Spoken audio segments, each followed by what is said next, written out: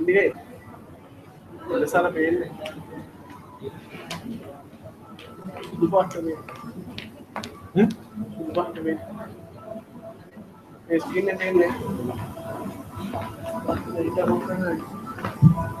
मैं මෙතන ලයිට් එකක් පොඩ ඔෆ් කරගන්න බැරිද? ස්ක්‍රීන් එකේ එන්නේ නැහැ.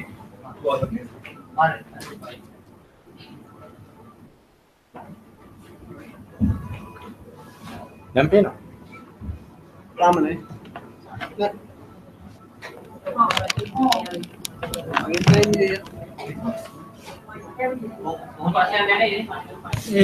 ඒ පේන්නේ. Video na lang.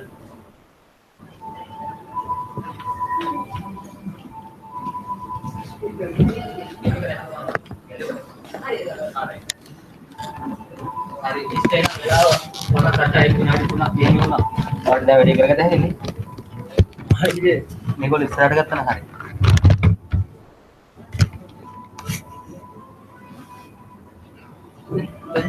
mula pain. Nagara. Nama mula pain. Pain.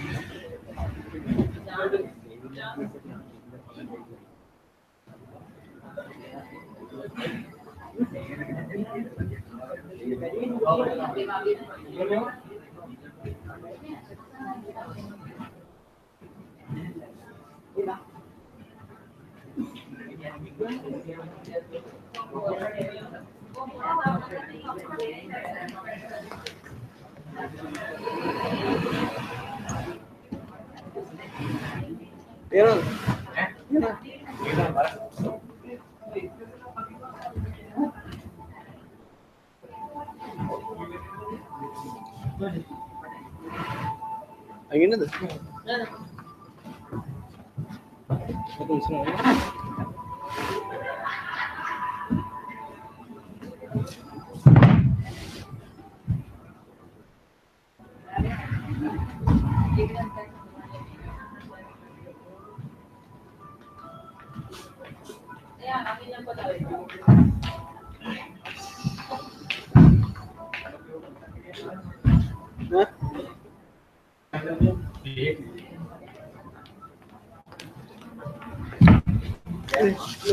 Arrangan apa? Wifi dia nanti.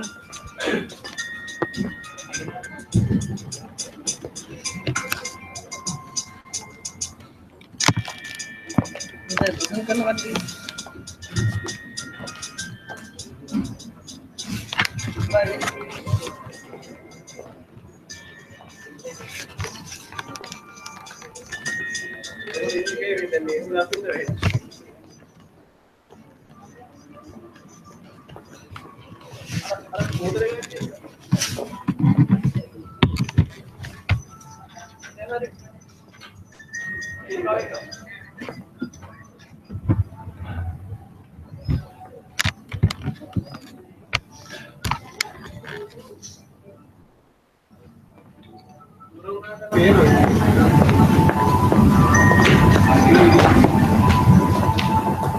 Boleh buka lang nggak?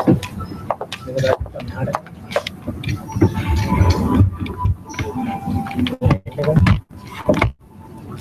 Oh, ada pedin.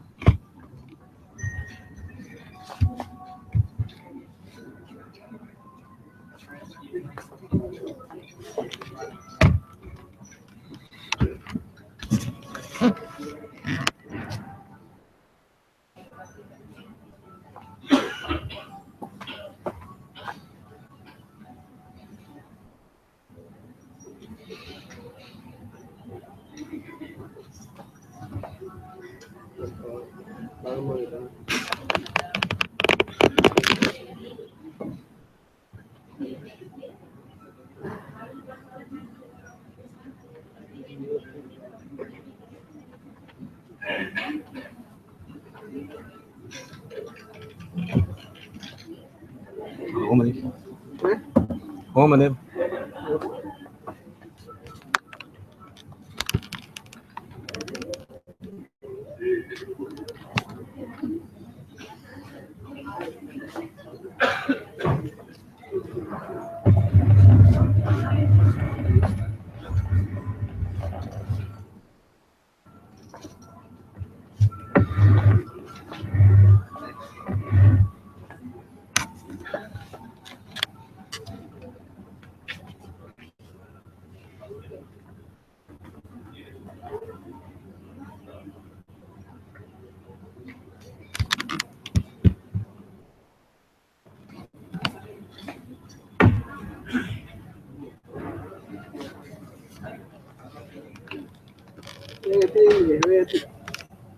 Berarti nih.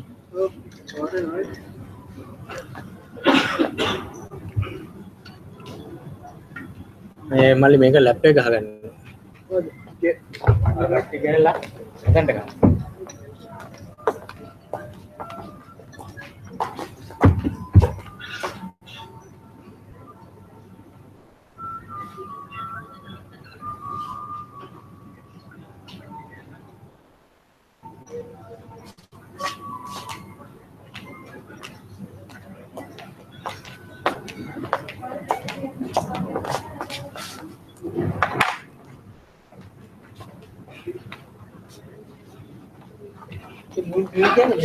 Udah dia. Connection එක. Ini kudin.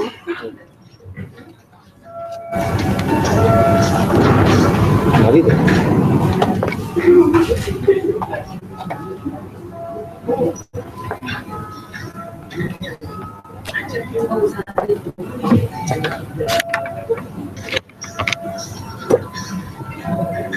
Mari deh.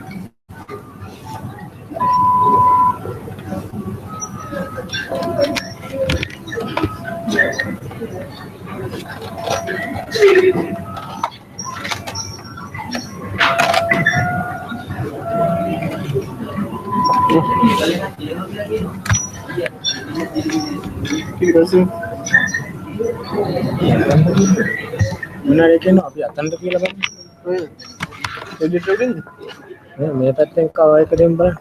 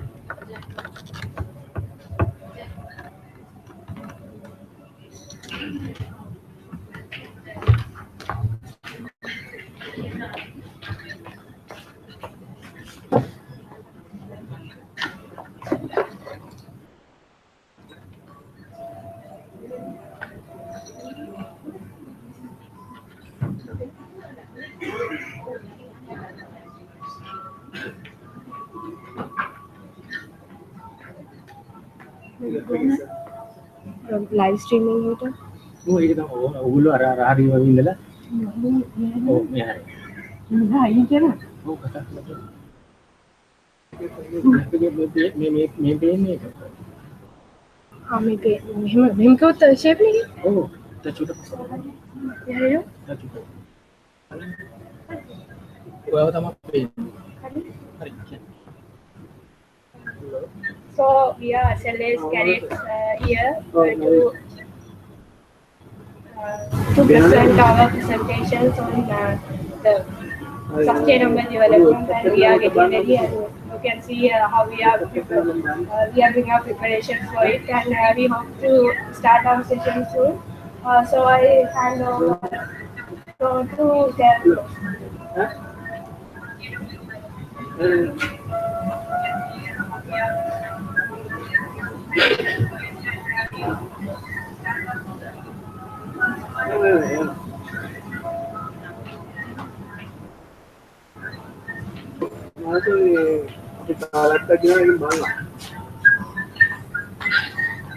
Good afternoon.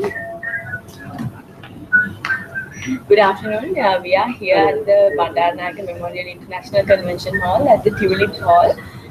We are planning to conduct our first session on sustainable development and international law. We are still waiting for the audience to come in, and we'll be starting our session in probably in another 10-15 minutes. We'll basically be introducing what sustainable development is and the birth of sustainable development goals. We'll also be talking about how the international law has shaped sustainable development, and also the concept of sustainable development, the influence it has had on the law. We'll also be picking up certain examples. We'll be picking up a few goals, talking about the targets. Targets are shaped by internationally accepted conventions. So we are very excited to be here today, and we are hoping to start our program very soon. Thank you.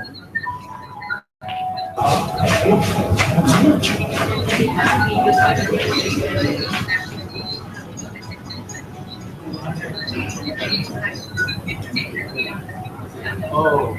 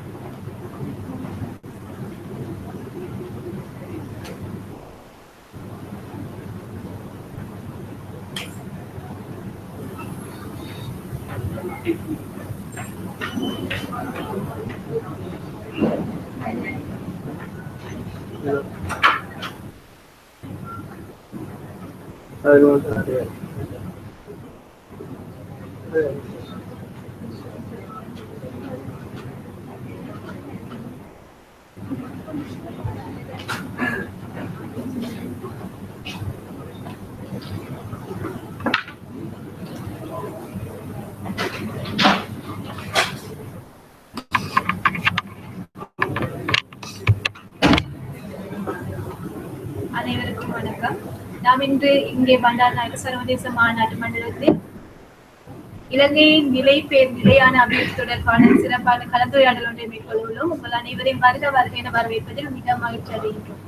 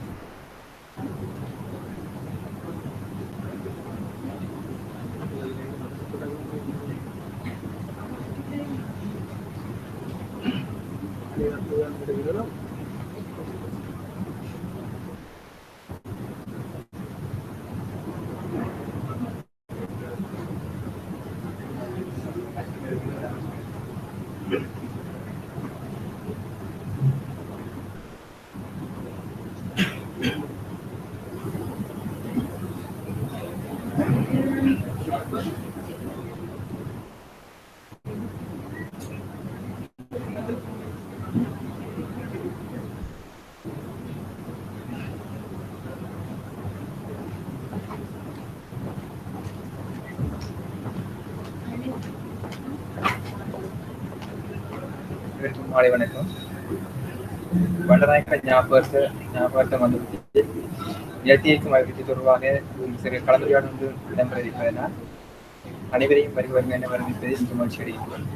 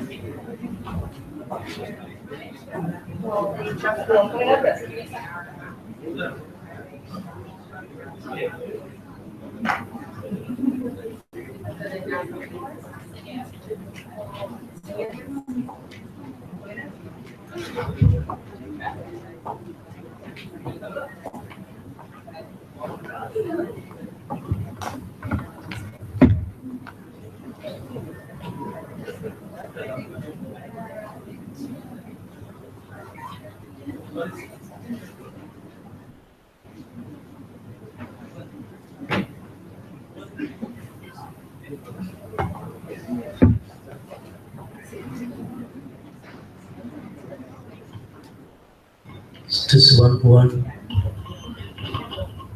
Test one one one one.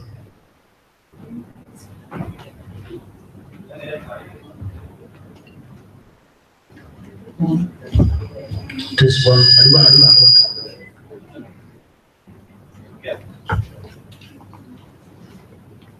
Test one one. Testing one one. Test one one one. Testing one.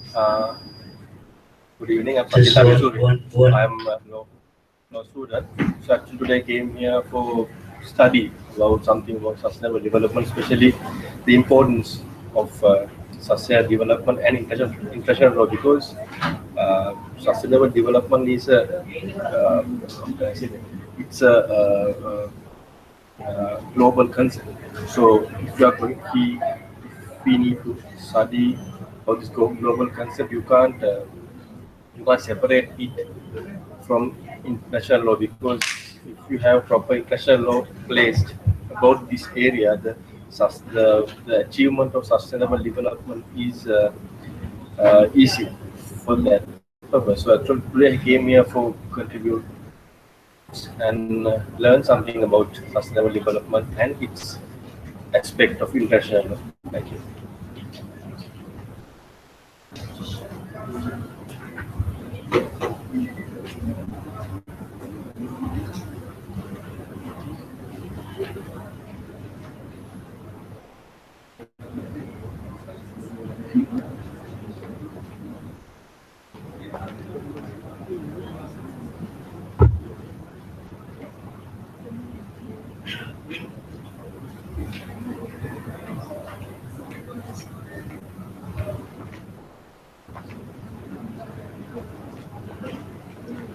Hello, so my name is Kinesh Americalum. I am currently working as a volunteers organization as the director.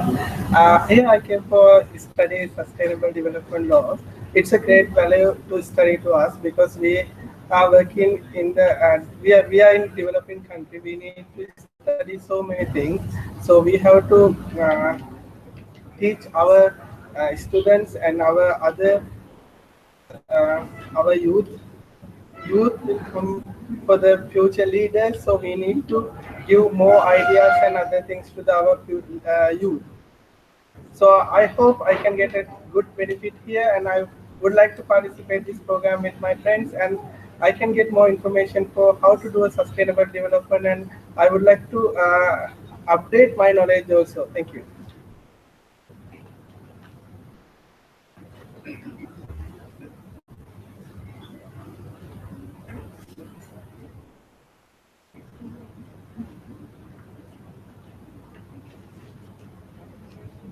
அனைவருக்கும் வணக்கம்.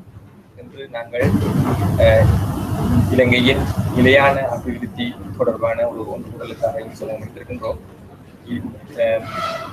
இந்த நிலையான அபிவிருத்தி தொடர்பான சட்டங்கள் சர்வதேச மட்டத்திலும் இலங்கை மட்டத்திலும் சட்டங்கள் எவ்விதமாக காணப்படுகிறது என்பது தொடர்பாகவும் அந்த சட்டங்களில் இங்கே கலந்துரையாடல் நடைபெற இருக்கின்றது. கலந்துரையாடல் இன்னும் சற்று நேரத்திலே ஆரம்பமாகி நடைபெற இருக்கின்றது. நன்றி.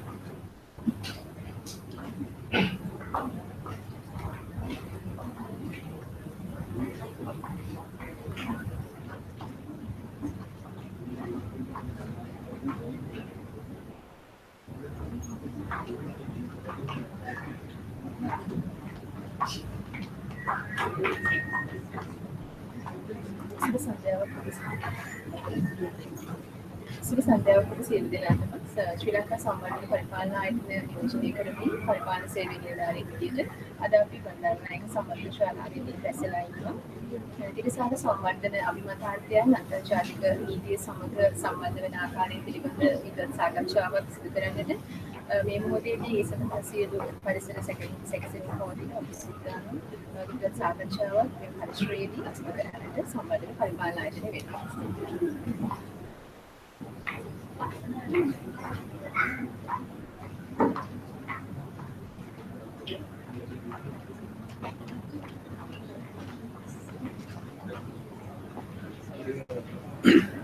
Today we are here at Thirasara Lanka to discuss about the sustainable development goals and their applications.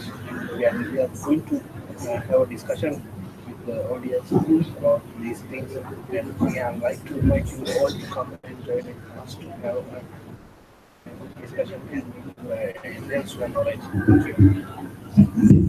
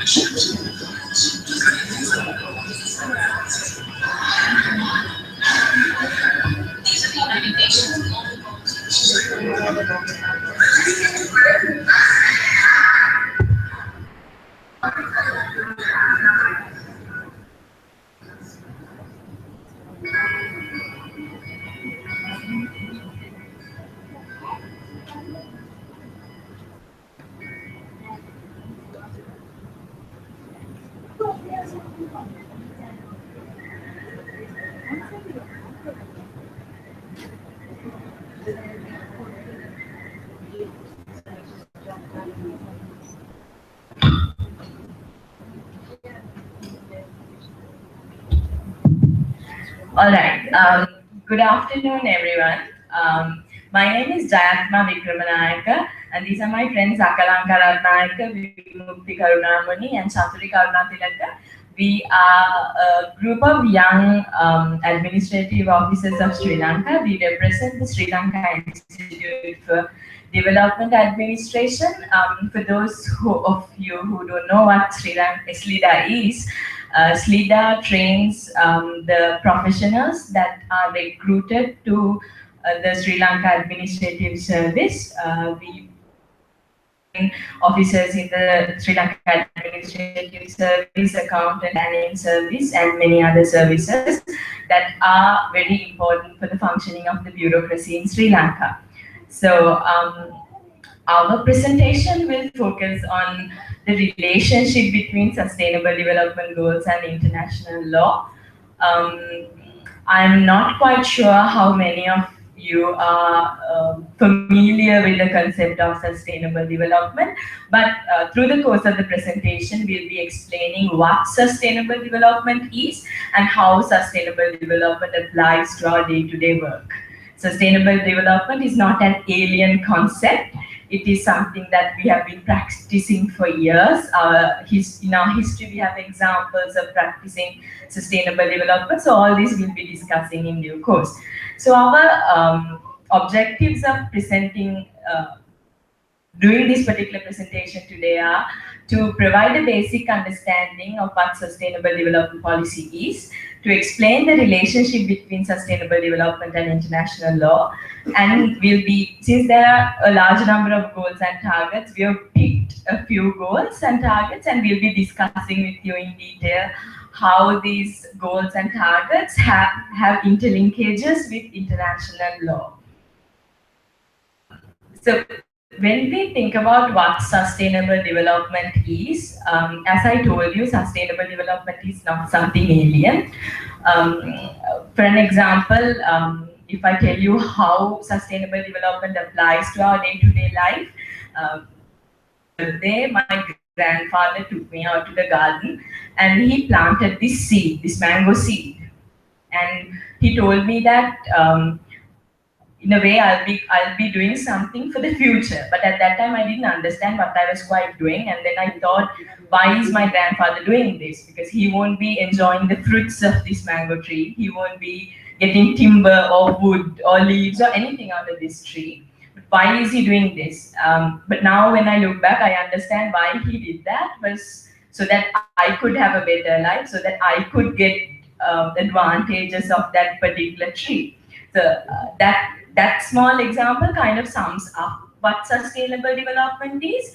Sustainable development is the maximum utilization of the resources that are available to us today in a way that they can be also utilized equally by the generations in the future. And so technically and academically, the best introduction to sustainable development can be found in the Brundtland report, our Common Future report that was published in 1987. So if you are interested in knowing more about development, I would encourage you to read more about the Brundtland report, how it came into being and what kind of activities that they carried out 30 years ago, but which are still very applicable to our society. And then we watched this small video which explained the Sustainable Development Goals.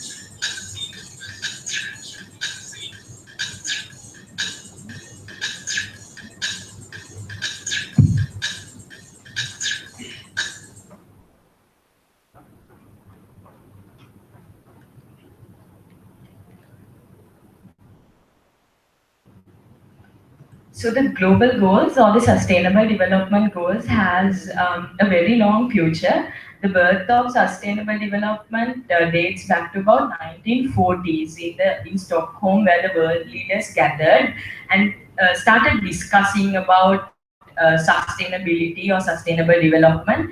And then there was a landmark conference in Rio de Janeiro in 1992 called the Earth Summit, which also focused on sustainability as a concept. And in the year 2000, the world leaders gathered in New York at the UN headquarters and drafted Millennium Development Goals. And end of the Millennium Development Goals was in 2015. And in 2015, comparatively to the MDGs, in a broader consultation process, the world leaders gathered and drafted the Sustainable Development Goals, 17 in number and 169 targets. So it's said that the Sustainable Development Goals have three main pillars: social, economic, and environmental. And the 17 goals can be sorted into these three pillars. You can see how issues like hunger, health, and education comes under social development. Green jobs, economic growth, sustainable cities comes under economic growth. Climate action, water, and sanitation comes under environment. And then there's also this discussion in the global sphere right now to include a fourth pillar, which is called the cultural pillar. Because over the years, the world has understood that countries perceive sustainability is different from one to another. The way that we Sri Lankans understand sustainability is different from the way that an American would understand what sustainability is. I think a really good example for this is the case of Bhutan, where they have their own system of measuring happiness and sustainability. Bhutan has a gross national happiness index. They don't have these similar indicators what we have in the Sustainable Development Goals, but they have their own indicators and goals. They have defined sustainable development in their context. So I think it's very interesting that the world is now actually talking about cultural differences without discriminating the countries in the south from the countries in the global north. And next we'll move on to the relationship with international law. In this particular session, you'll see how the interrelation between sustainable development and international law and how they mutually reinforce each other. Akalanka? Thank you, Jatma. Before moving to this topic, I would like to say a story. Actually, this is a dispute between two countries, and that is Hungary and Slovak. There was a treaty between these two countries called Budapest Treaty, which was signed in 1977. They were going to construct a dam across the river Danube. Only being finished in Slovakia. It was held, this is not just a story, but I'm thinking what had happened.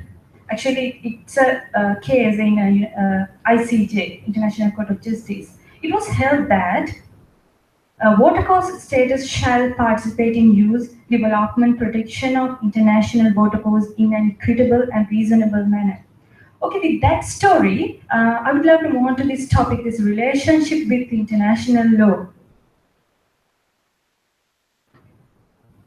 So, this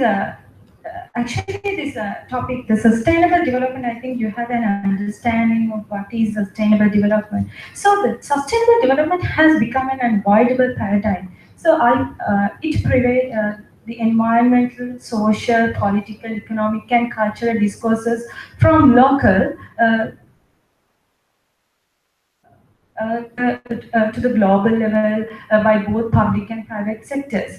Now, you may think that it has widely entered the legal domain and promoted by United Nations. It is centered to a vast number of resolutions, declarations, conventions, and international judicial decisions, as I mentioned earlier. And you may think that what is the relationship between sustainable development and law?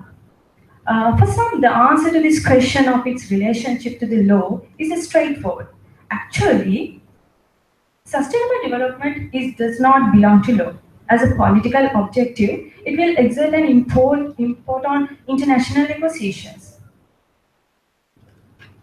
Okay, when a proposition is formulated, it should be formulated with the intention of producing legal effects within the international legal order, and the legal scope of a proposition is not sufficient to make it a law. The proposition must also be recognized as binding and recognized as a valid rule of law. So I would like to ask a question. There are two terms like binding and rule of law. Understand by these two terms. Any ideas? I'm not asking a definition, a general idea.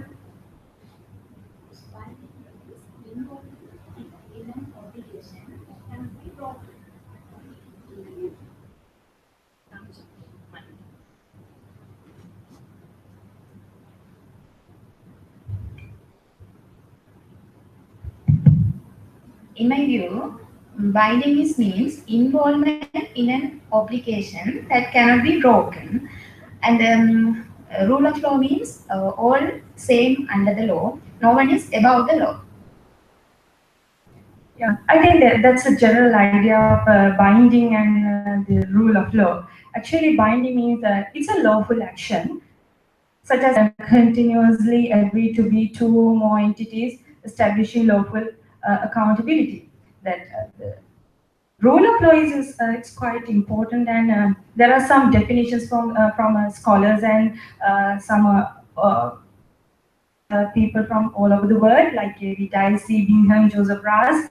But among them, I've chosen one definition that's from Dicey. That's no one can be punished or made suffer in body or goods except for a clear breach of law, and no one is above the law. And the result of judicial decisions are better protectors of the right of private persons. Please, the next thing, I would like to ask another question. What do you understand by the meaning of the sources of law? Any ideas? Sources of law and sources of the international law. There are some law students, and you may have an idea about what is sources of law, international law. So I think sources of law are the things from which the law derives. So that is the point from which the law is originated. So that is my idea. So I think the customs, treaties, and the international conventions, all these together form the sources of law, and even some ideas by jurists and scholars too. That's correct. Traditionally, a rule will be recognized as valid only if it is originated from one of the sources of international law, such as conventions and treaties, customs, general principle of law, judicial decisions, writings of scholars.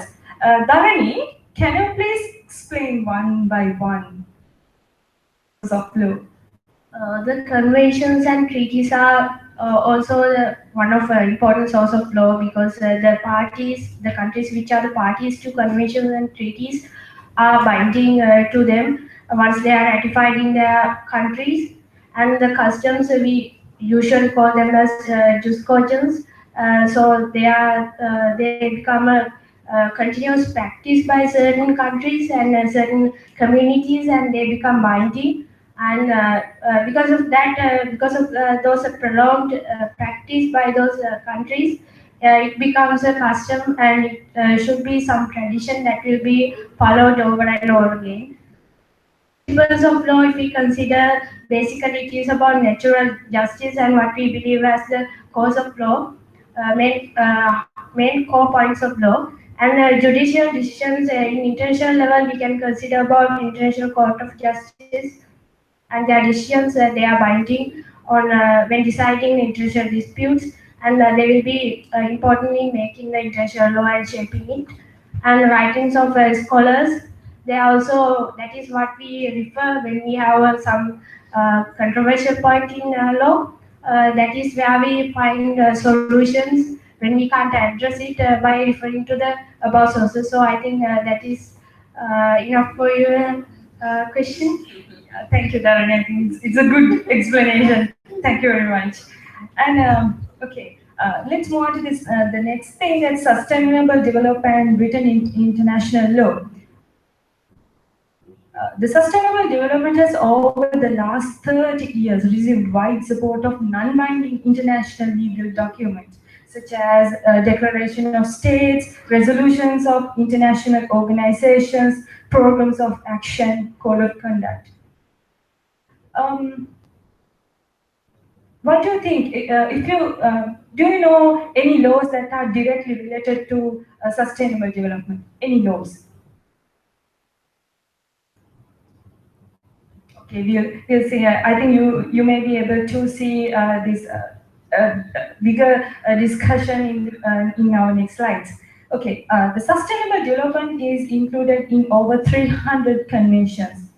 Its references to sustainable development can indeed be found in 112 multilateral treaties, and roughly 30 of which are aimed at universal participation. 207 of these references are found in the operation part of the conventions technically binding. Okay, what is a treaty? Treaty law? Do you have any idea? Treaty?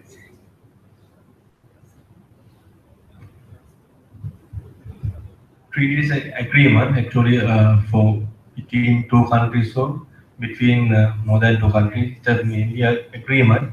It can be made for different kind of purposes. So it's like that. A treaty is an agreement, as you said. Basically, there are two types of treaties, bilateral and multilateral. The bilateral means that a treaty between two countries. Multilateral means there are treaties among three or more countries. Actually, sustainable development has widely penetrated treaty law. This conventional provisions related to sustainable development are too soft to impose an obligation on states, and any conventional provisions relating to sustainable development will, in principle, be binding only on the parties to that agreement. That's very important. This international sustainable development in principle, that's another important area.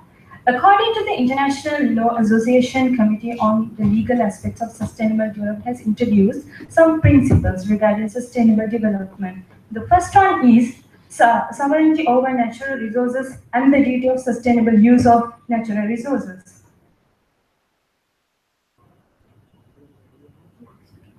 That means that the country, each and every state has the sovereignty over their natural resources, and they should utilize these natural resources while developing their countries. For example, the African nature. For this thing, there are some conventions like the African Nature Convention, the 1992 Climate Change Convention, and the 1992 Biodiversity Convention. Principle of observance of human rights. Actually, that's not. I'm not going to describe the the definitions or anything related to human rights, but the human rights issues are also related in relation to environmental refugees. There's an important term that's called environmental refugees. Actually, environmental refugees forced to flee areas because of droughts and desertification, right to privacy, food security, health and humanitarian issues involving impact of war. The environmental refugee concept is widely discussed in this present arena, and because of that, because of the global warming. For example, in Bangladesh, Maldives, we will be able to see in future some environmental refugees. Even in Sri Lanka to some extent. The third principle is inter and intra-generation equality. And the fourth one is common but differential obligations and recognition of the special needs and interests of economies in transit and least developed countries and people. The other one is common heritage and common concern of humankind. The final thing is precautions.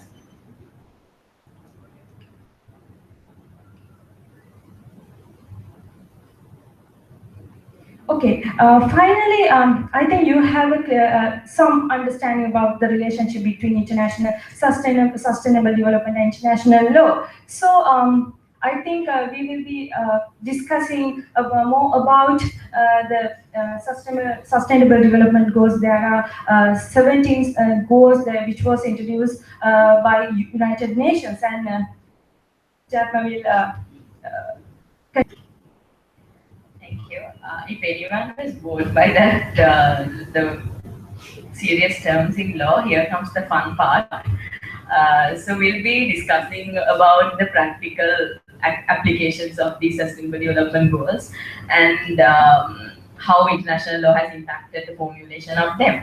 And in this session, we'll be asking a few questions from all of you.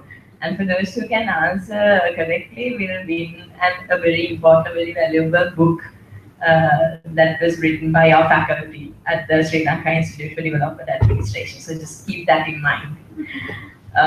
Moving on, the first goal that the United Nations has named is eradicating poverty. So the basic idea of this goal is to eradicate global poverty by 2030. So this might seem a little unachievable, but trust me, in the Millennium Development Goals, in the first goal, it was also eradicating global poverty, and the goal was actually to cut the rate of poverty by half by 2050, exceeded that expectation.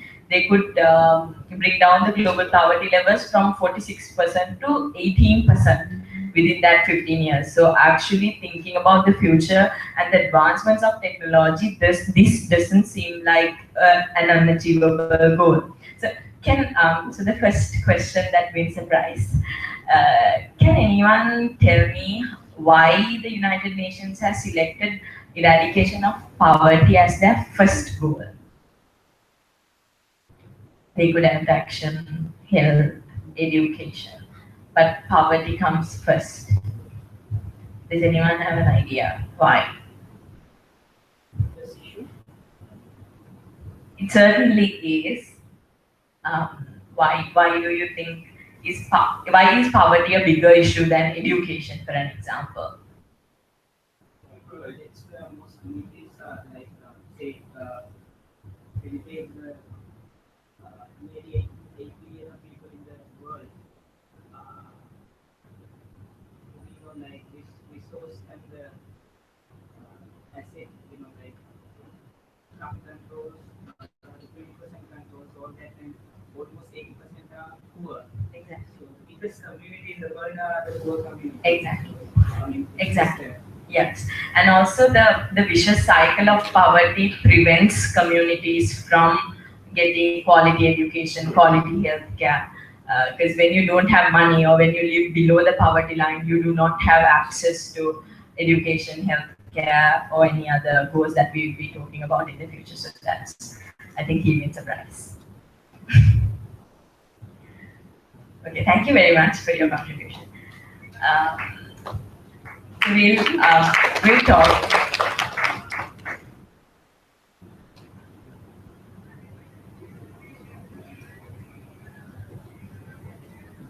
Okay, so we'll move on to why poverty is important, as he said.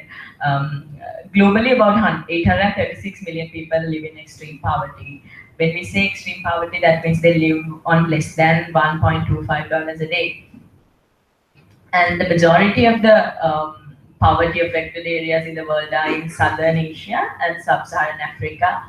1 in 4 children under age 5 in the world has inadequate height for his or her age. So this is malnutrition caused by poverty. And in 2014, every day, 42,000 people had to abandon their homes because of conflict, especially in the Middle East, in countries like Syria, for an example. A lot of people had to abandon their homes and seek refuge in other countries. So they had to leave everything behind. So they had to restart their lives with no capital. Therefore, the rates of poverty has gone high, in a very increasing rate. We briefly look at the international laws that are related to poverty. The first and the most important thing is the Charter of the United Nations. The Charter of the United Nations itself recognizes that higher standards of living, economic and social progress and development are core to human development and also maintaining global peace and security. The Universal Declaration on Human Rights also recognizes that everyone has a right to standard living, including food, clothing, housing, and medical care. Everyone has the right to secure employment, to be free from sicknesses, disability, or widowhood. And it also, most importantly, recognizes that motherhood and childhood are entitled to special care and social protection. The Covenant on Economic, Social, and Cultural Rights also recognizes that we should eliminate poverty and that everyone has a right to live, not live in poverty. The Convention on Civil and Political Rights also recognize this right. I'm not going to go into detail. And the Convention on the Elimination of All Forms of Discrimination Against Women, or the CEDAW Convention, which we will be talking in detail when we're discussing the gender goal.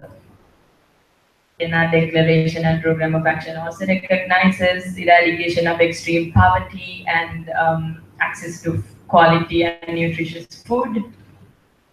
It was actually the first time that poverty was made a high priority for the international community. So that's about poverty, and then we move on to quality education. Does anyone recognize who is on this picture? I'm sure all of you does. All of you do. So this is Malala Yousafzai. Is anyone willing to share Malala's story with us here today? Will anyone be interested? Malala was Pakistani student. I mean, she actually demanding equal rights for education, mainly because of that extremists. They are mainly not letting women to study. Therefore, she started her by campaign about equal education. Then, after some time, the terrorists shot at her. So then after that she was really terrible from that attack, and after that she got medical support from UK, and she was asked, she was totally brought to UK, and then after that she was to achieve that quality education plus equal education for women also. So Thank you, Sachita. You should have been here, and I should have been there. Yeah, so Malala is also the youngest Nobel Prize winner in the world. She won the Nobel Prize in 2014 for her commitment towards quality education or equal education for girls. There's a small video that we can take a look at. Education is a fundamental right, and it is also the most powerful tool we have for sustainable development. Can we escape poverty without an education? Students in low-income countries left school with basic reading skills. 171 million people could be lifted out of poverty. Can we end hunger and improve nutrition for our children? If all mothers in low-income countries had secondary education, 12 million children would be saved from stunting. Can we recognize the signs and symptoms of sickness and disease in our families and communities without education? If all women had secondary education, 90% fewer child deaths. Can we prevent mothers from dying in childbirth without education? If all women completed primary education, maternal mortality would decrease by 66%.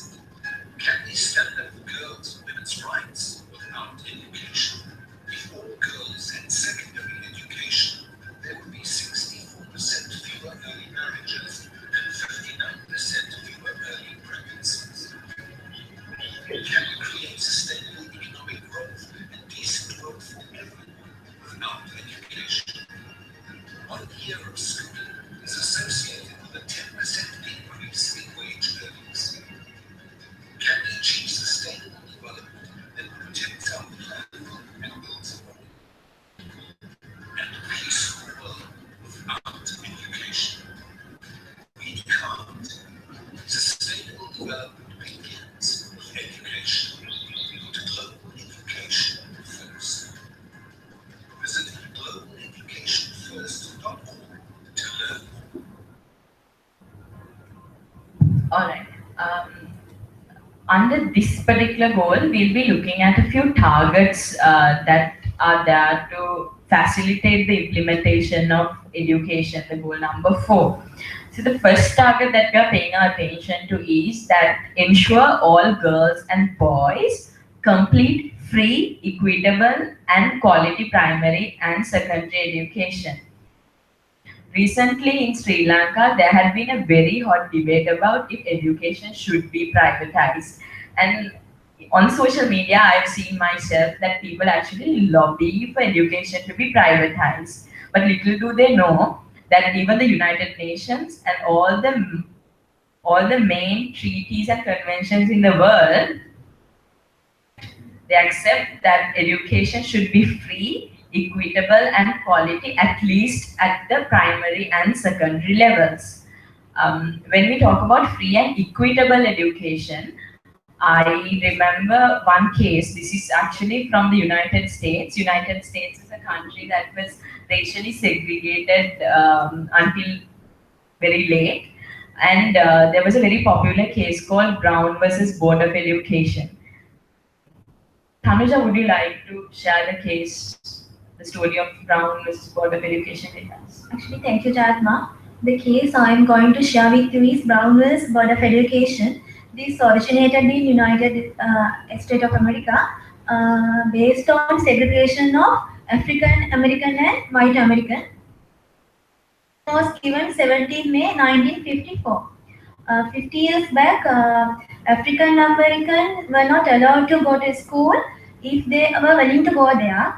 So many disturbances came from white American against the admission of a school. Then they had to face so many problems. Then schools were conducted based on segregations according to their race. Then this violated the equal protection of law under the 14th Amendment. Then this case cited in the court, and court decided that separate education facilities are inherently unequal. This decision helped to break the state-sponsored segregations and provided the spark of American civil rights movements. Then 1 year later, the court published an implementation guideline requiring federal district court to supervise schools desegregation. Actually, this case served as a catalyst for the modern civil rights movements and inspiring educational reforms all over the world. Thank you. Thanks, Tanuja, for sharing that information with us. And there are a few more goals and targets under this goal, like providing technical and vocational education, non-discrimination based on disabilities and origin of birth, and increasing literacy and numeracy.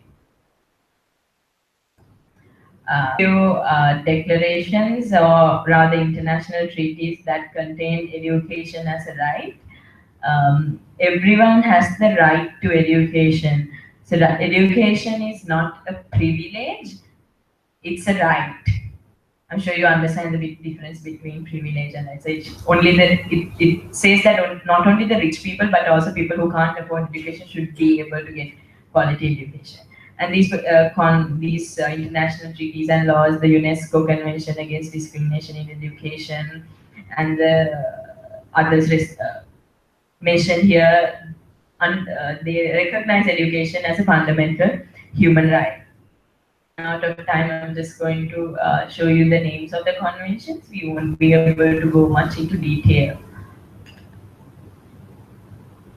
So what can we as public citizens do to lobby our governments or to make goal for a success? So we can ask our governments to place education as a priority in both policy and practice, especially when the governments are deciding their annual budgets. We can lobby for the governments to allocate more financial resources for education, and to also bridge the gap between the rural and urban areas when it comes to education. And also we can encourage the private sector not to privatize education, but to facilitate the education that is provided by states. So basically by providing tools and other facilities, and also urge NGOs to partner with the governments in realizing this goal. Goal number 3 is health and well-being. This is an important goal for Sri Lanka because alarmingly, 1 in 5 Sri Lankans die from non-communicable diseases.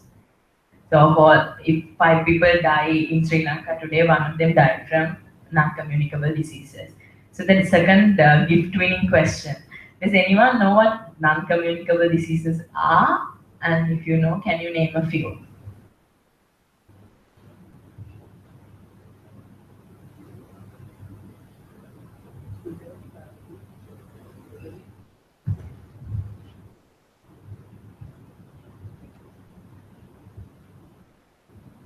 Diabetes and smoking,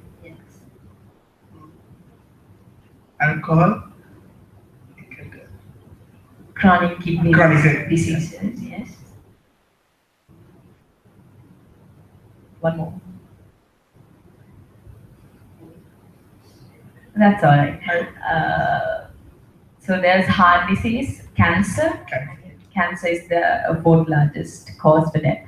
So can we also give a gift to Calview participation?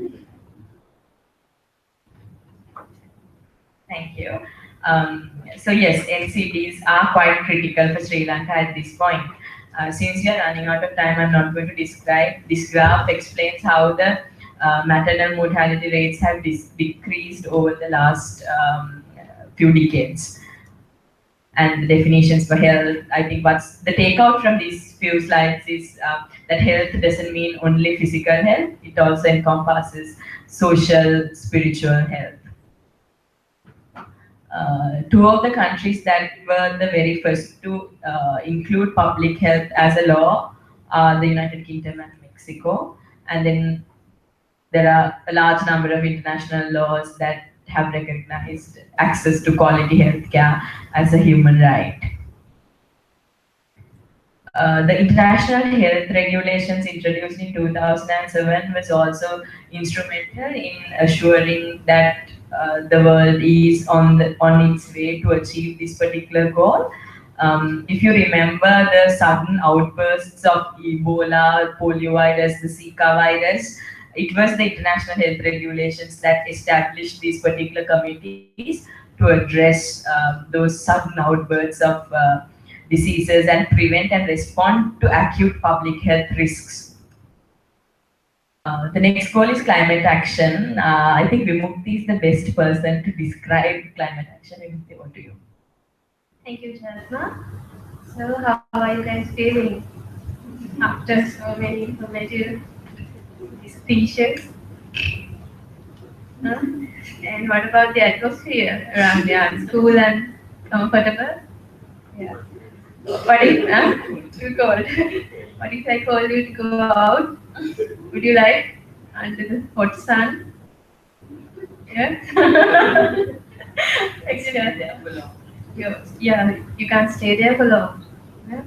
So if I ask you, if you can remember before 10, 15 years, atmosphere, how was the sun? Was it this hot or change before? Was there any changes before?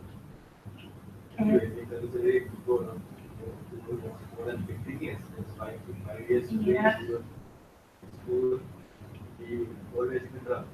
Yeah, yes. Just to bear at least for 5 minutes. Huh? Actually, so what has changed now? What has changed over these years? Actually, yeah, that's the climate. The climate has changed. So, what do you understand by climate? You know, I'm asking so many questions. What do you understand by climate?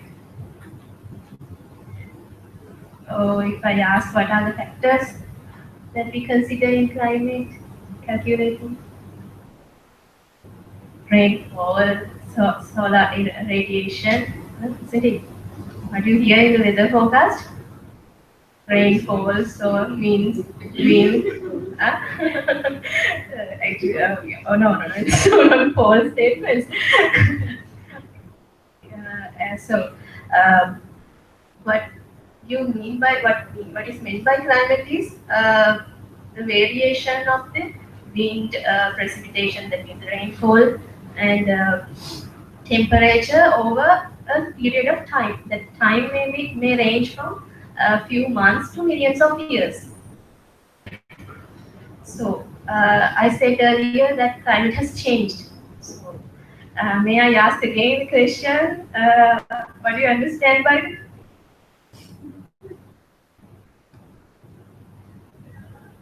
And my companions answer? Yeah, Sugandhi?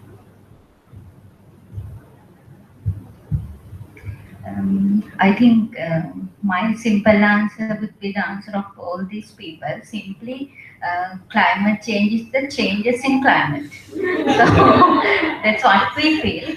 But yeah, no. But according to the United Nations framework for climate change, so they have defined this climate change as the changes of climate to the natural climate variabilities.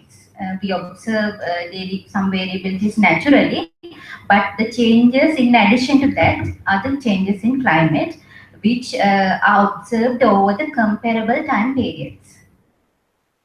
So according to them, this is caused due to direct and indirect human activities mostly, but there are some natural causes as well, like volcanic eruptions, Earth's orbit, so many things. But human activities are other major causes. So let me add some more to this definition in climate change discussion. So we have been experiencing a lot of changes in climate over the years. For example, we have experienced increments in global temperature. So we are always talking about that. It is one of the impacts, major impacts of this climate change. In addition to that, extreme weather events we have been experiencing over the years, like prolonged droughts, severe and frequent cyclones, high intensity rainfalls, flood storms, and all the rest of it. Also, sea level rise, we are talking about that these days. Biodiversity and threat to food supply and threat to our human health. All those things are the impacts of, have been identified as the impacts of climate change. Thank you, Sugandhi. That's a very descriptive answer. Hope you guys got it. Yeah. So this graph shows how the global surface temperature has deviated over the past years.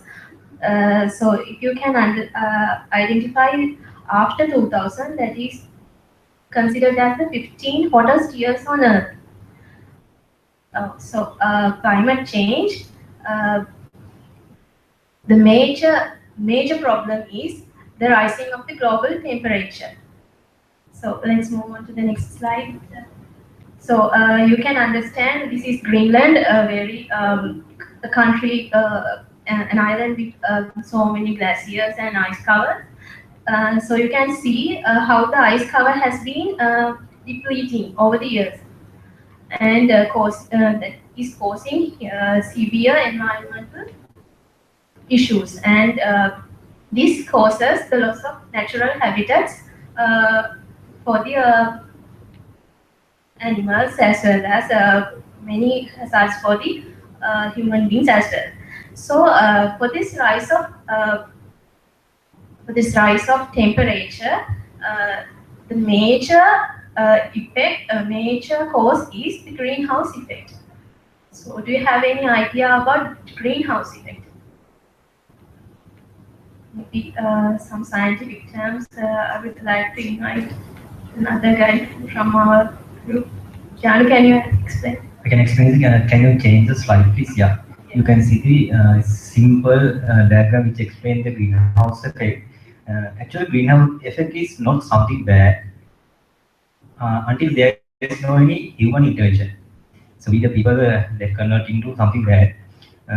The greenhouse effect simply helps the to the help us to especially in the keep the surface temperature of the earth in between Celsius, 15 degrees of Celsius and 30 degrees of Celsius.